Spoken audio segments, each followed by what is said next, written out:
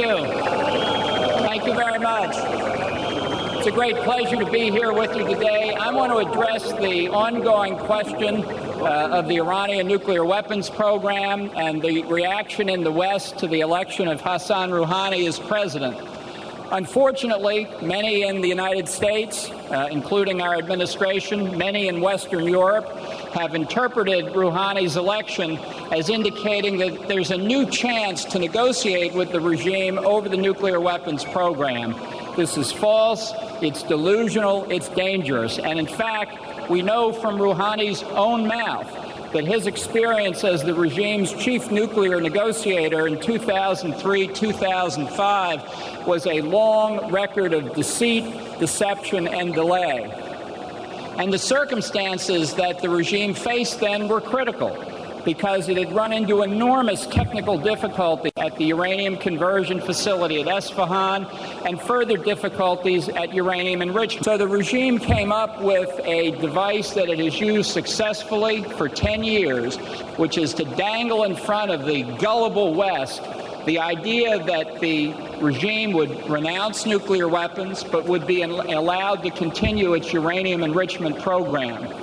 This has been a successful tool to negotiate with successive regimes in Europe and the United States. And what it has done, and what Rouhani confessed to in 2006 when he left the chief negotiator's job, and what he repeated just a few weeks ago in the last debate in Iran, was that their entire diplomatic strategy during his period as the chief negotiator was a ruse, and that he had duped the Europeans and the Americans to get what a nuclear proliferator needs more than anything else, and that's time to overcome the difficult scientific and technological challenges that stand in the would-be proliferator's way.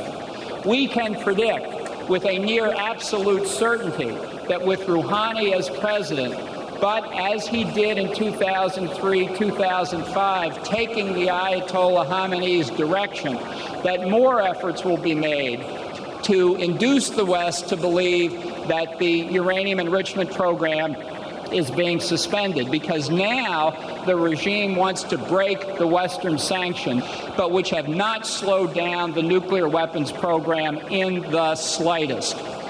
I think this is a time of maximum vulnerability for the West, for the people of Iran, for all of those that don't want this regime to have nuclear weapons. If we fall for the same line that Rouhani peddled successfully 10 years ago, we will find that the regime has nuclear weapons in very short order.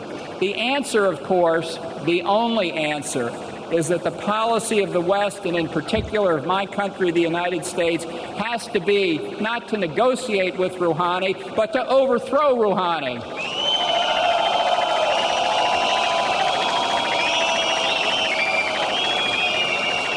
The United States and others should provide tangible assistance to the Iranian opposition.